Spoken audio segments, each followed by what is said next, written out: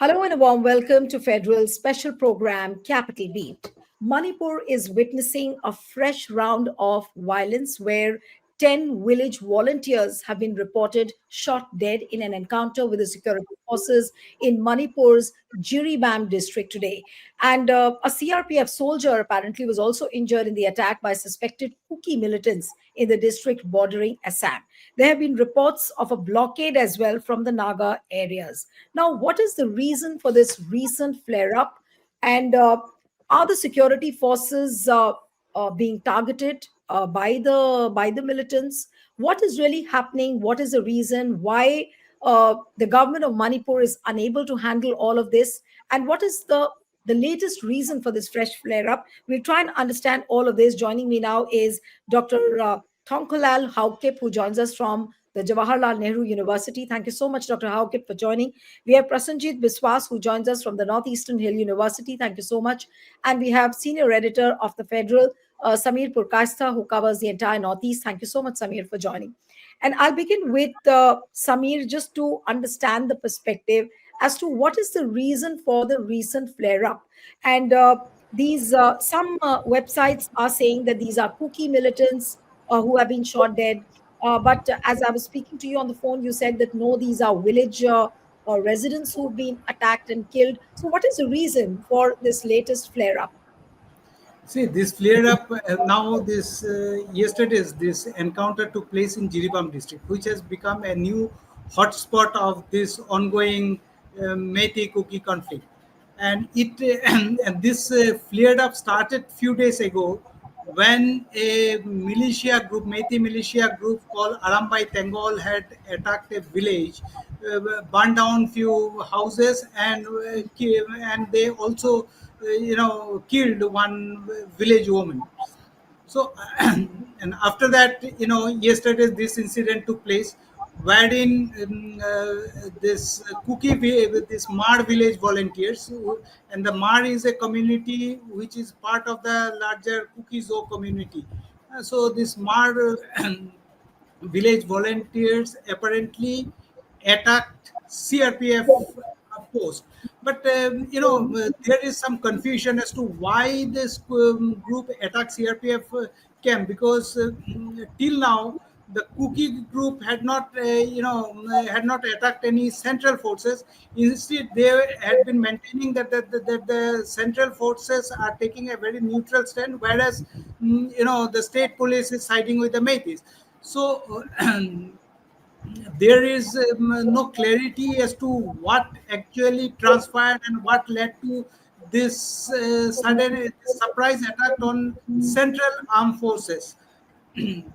But this back-to-back incident has once again spiraled up this tension, and since late Monday night, there had been reports of attacks on even the Meitei villages from Kangpokpi areas, which is in the hill, which is in hill. So from there, apparently some projectiles were fired at Meitei villages, and in which four or five civilians were killed and injured. So those reports are also coming. But this is this has really once again spiraled up the conflict, and at a time when, as you have mentioned, that there were some blockade in Senapati district. So there also these Naga groups which were maintaining neutrality throughout, they had claimed that Arambai Tengols were disturbing them and trying to extort money, and all those allegations against Arambai Tengol also came from the Naga areas. So basically, see, since the beginning of the conflict, the Arambai Tengol, many groups are pointing fingers at Arambai Tengol, but somehow neither the center nor the state government has taken any concrete steps to rein in this kind of militia outfits which are moving freely with arms and ammunition, and creating, fueling the conflict. fueling the already this thing already very volatile situation. So they are adding fuel to the problem. So that is one aspect. And surprisingly, this recent spurt of violence is taking place at a time when we were hearing that some efforts are being made behind the scene. Some track to parlays are on to find an amicable solution, or at least to bring both the confronting parties to the negotiating table. So maybe the vested interest group, which are not which are not willing for peace, lasting peace, are trying to sabotage the So, entire Samir, process and create more problems. are you saying that the two groups, the cookies and the metis, there is a track to which is being worked upon to bring them together, and it's the vested interest probably who are trying to derail the process. Yes, exactly. Because see, as you know, last month the Home Ministry had taken an initiative, and in Khan Market, New Delhi, they tried to bring in Naga, this all the cookies and Meitei MLS together for a negotiation. Uh, though the report said that they didn't meet face to face, but some discussion at least took place for the first time, and some concrete initiative we could see that the center had taken to bring the two confronting sides together. But and when this kind of development is taking place, this kind of flare up, the renewed flare up will only create more problem and will derail this effort for peace building. So I'll come to Dr. Hauke. Dr. Hauke, how do you see this latest flare up? What Samir is saying that apparently track two parleys were taking place, some vested interests are trying to derail the whole process. But how would you read this recent flare up which has come up? Uh, to my opinion, there is a kind of a pattern that is emerging and which has almost become endemic in the last 5 months. To start with, there were serious attempts by the Union Home Ministry before the general elections in June this year to stop this violence. And there was so much pressure on the chief minister as well as on different agencies to put an end to the ongoing violence. And there was kind of a relative calm and peace for 3 months until in August this year emerged a kind of audio tape which shows that Anbiren Singh, the chief minister of Manipur, is complicit to the violence. And then in the last date of August, there was a huge rally all over the country uh, to protest as well as to demand for prosecution of the chief minister based on the audio tape. Uh, that leaked audio tape has been submitted to the Justice Lamba Commission now. But just after the rally, uh, there was a kind of diversion. It's a kind of a diversionary tactics by the uh, chief ministers, I should say, because it has been become too apparent now and has become a pattern because the next day itself there was an initiation of or resumption of violence in the fringe areas of Imphal Valley and the hill areas, and that continues. And there was some kind of disinformation spread by certain agencies in Manipur saying that there are around 200 Kuki militants trying to enter from Myanmar and trying to attack Imphal Valley. Eventually, the Indian Army, clarified that there's no such things, there's no such information from different sources, and that kind of violence and this sort of informations and in arguments and counter arguments stopped for a while last month. However, on 8th of this month, in November 8th, the Supreme Court was going to hear the Biren Singh audio leak tape. And just before that hearing on the 7th of November, there is a tag which our friend Samir has already discussed about it. So the miscreants, the Meitei miscreants, along with the valley-based insurgent groups attack Amar village in Jiribam. So that's another starting point. So there's a clear pattern that as soon as the issue of Birenishing advocate emerges, either in the Supreme Court or in a public rally demanding his prosecution, then there's a kind of diversionary tactics in terms of attacking Kuki villages. That's what I see clearly, and that would be something that I would like to put out in the first place.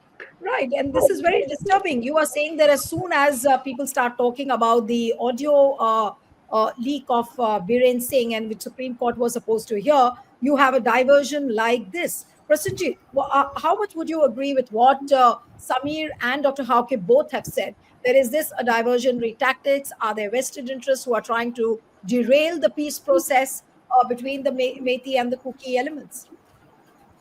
I think, no, in the main, I agree with them. But of course, final details, devil lies in the details, as we say. So as far as the current incident is concerned, as a matter of grave concern, that the goriest possible violence has happened. What has happened in Borobakra police station is like, slicing up the wounded bodies, those bullet-ridden bodies. And we have seen the images of torturing, brutalizing the bullet-ridden bodies of some of the victims, And these victims also expressed, the survivors among the victims have also already expressed what exactly had happened. And survivors do narrate a horrific tale that they had a negotiation, they had a peaceful understanding with the CRPF available in Borobakra police station. And the agreement was that there won't be any kind of an attack and counter-attack anymore. It's going to be truce and peace. As soon as they are returning, they were attacked from behind. And that's certainly not an encounter. And it is recorded in bits and parts. I would emphasize that one should look at the testimonies of the survivors. One should look at those gory video recordings to understand what has happened on 11. And prior to that, the killing of this young lady, Jo Sang Mar, in Jairon village, those are part of Jiribam, the goriest form of burning and killing her. And then taking away the brain from her skull, the goriest of the details that's available in the public domain, actually tells you a different story. And the story is not merely diversion. I suspect that there is something deeper than what meets the eyes. And what doesn't meet the eye requires a full investigation. It steers our conscience as citizens of India. Oh, but when you say that there is something deeper, Prasenjit, when you say that there is something deeper, what are you hinting at? What is your hunch that what could be what that deeper thing you're talking about? Yes.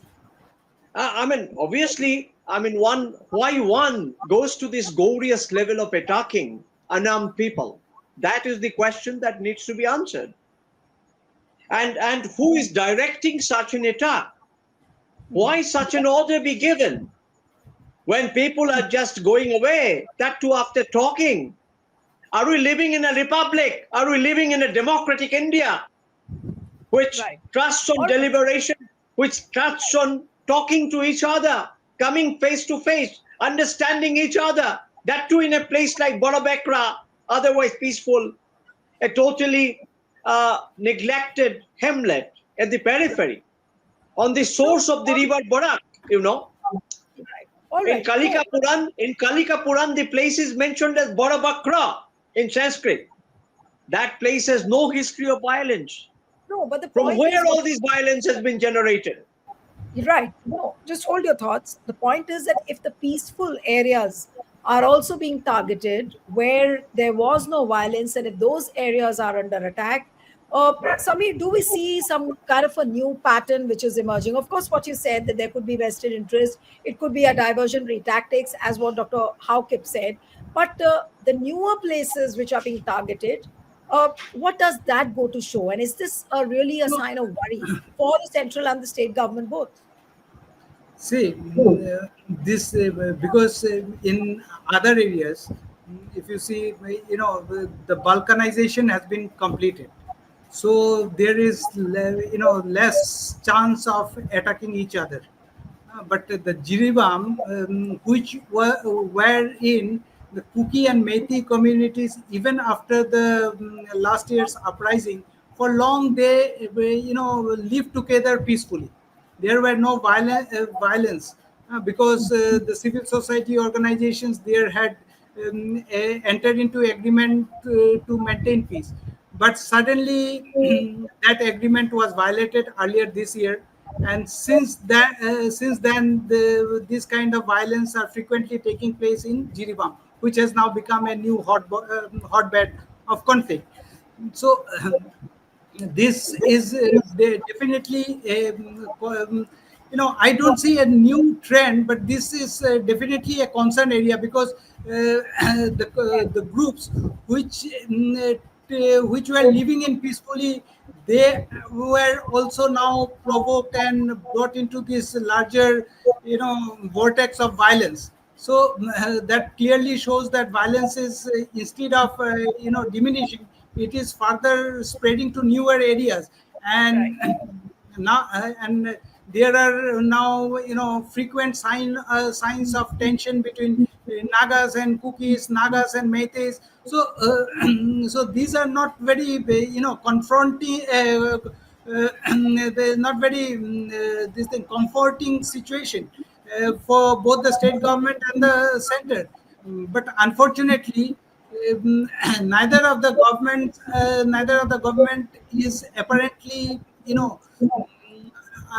apparently has any clue as to what to do about it. They have they have left it to the civilians to fight among themselves and resolve the conflict.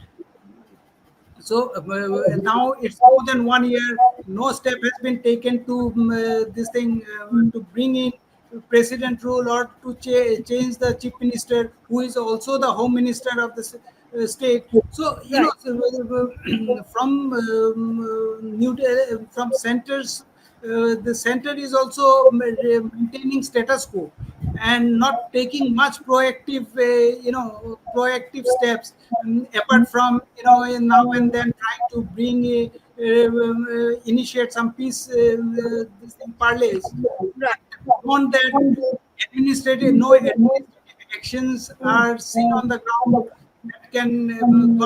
that can control the situation. There is no out of the box thinking. Nothing. They are just since situation since May last year to now November. You won't see any change on the administrative front. Same chief minister, same home minister, everyone is continuing as if nothing has happened. So there is no seriousness on the part of the center to resolve this crisis. We don't right, see even now the central team has also stopped visiting there. right. No, but the And point so is, many, and there are so many there are the civilian groups, village volunteers, militia groups possessing so many arms. Why there is no effort to disarm this village, these volunteers force, these militias from both the sides? It's not only that only one community is holding arms, both the communities, and there should right. be effort to No, disarm it is. them, but that has Right. also not taken place. Right, indeed, and it is worrisome. And my question to Dr. Haukip is that if there is no disarming process happening of the militias or the volunteers, and all of them are carrying weapons, there are newer areas which are being targeted where there are attacks happening. So, which means that there are certain forces which are allowing this situation to perpetrate. Is this not very clear? And it suits the center and the state government both to allow this kind of a situation. Uh, there are many explanations to why this conflict has become enduring almost by now.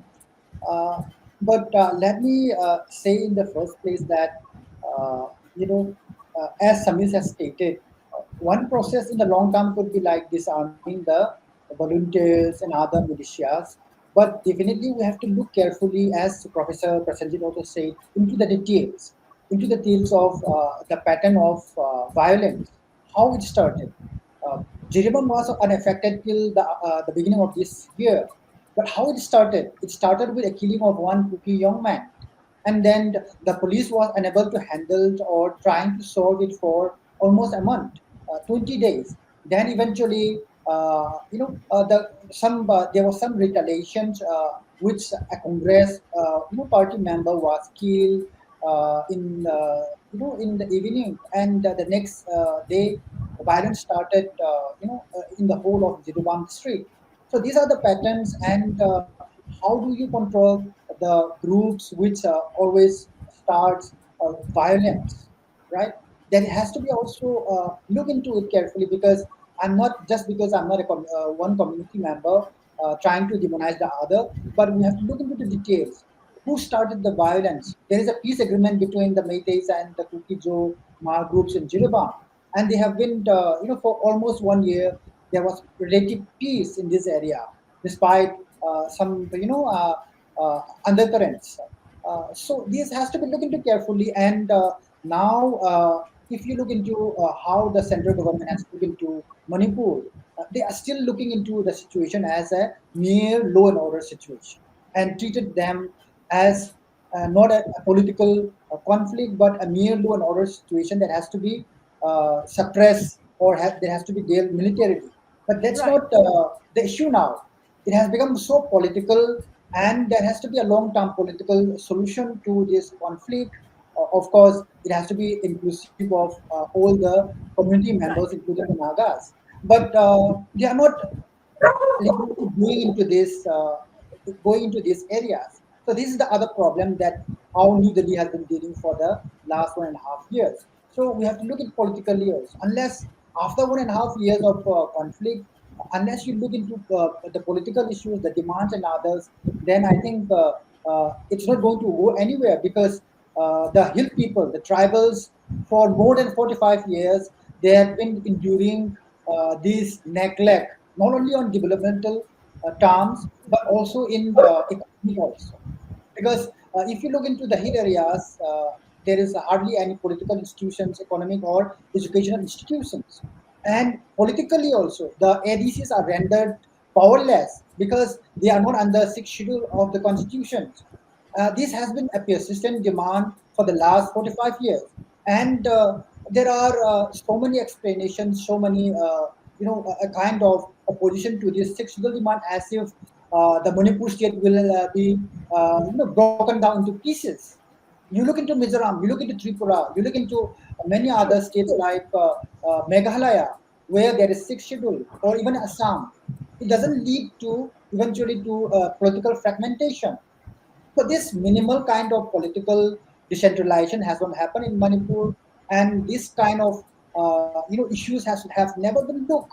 This is the problem, for the last 45 years. Right. Okay, so Prasenjit, I'll come for the concluding remarks to you. That what is the way out? Can we expect anything better from the central government and the state government? Is there hope left for Manipur? That is the biggest question. Prime Minister till date hasn't visited Manipur. Last month, as what Samir was explaining, that there was a meeting, or seemingly there was a meeting between the Kuki and the Methi MLAs, and there was some kind of a track two parley which happened. But then again, we are back to discussing the fresh flare-ups, the violence which has again erupted. So, what is the hope left for Manipur then towards the end? Very briefly. As I understand, the whole process of getting to the truth of it is very much necessary. The first thing is to understand whether there is a nexus between armed vigilante groups and a periphery of the security forces, or how security forces and armed vigilante group have a same target and a same area of operation, and a victim is on the other side. Why this should happen? A security agency being a neutral agency of the administration such as CRPF and any other armed vigilante group cannot have a common target. It's an impossibility. Why such a thing has happened in Barabakra? It unravels a very different kind of a political background, and one of the hypothetical or hypothesizable political background is that that area has a lot of fertile land, the river Barak, where at one point of time Tipaimuk Dam was to be constructed, but that was resisted upon by the people. So that area is considered as a resource base. And the resource base and the internecine conflict, if it can be engineered in a certain way, it serves a certain class interest, a certain group interest, a corporate interest. All that can be involved in that, the way it has happened. So truth needs to be established based on the testimonies of the victims. That is first and foremost in a democratic republic like India. And if we are not able to speak about it, if we are not able to unravel what is the truth, and we are going by certain Godi media narrative, we will be totally misled about this situation. Right. All right, so we'll have to end it here, certainly a worrisome situation which is evolving in Manipur, and it's been like more than a year now. But there have been incidents which keep flaring up, and this is another round of violence which we see in Manipur. So, how will the center and the state government come together and nip this in the bud? Is there hope left for Manipur? That is $1 million question which worries everyone. There could be reasons many, but the solutions are not coming as far as Manipur is concerned. Thank you so much, Dr. Haukip, Prasenjit Biswas. Thank you very much, Samir. It was wonderful having all the three of you on the program. And one appeal to the viewers who are watching this discussion: subscribe to our channel, send us your feedback, and stay tuned to the Federal.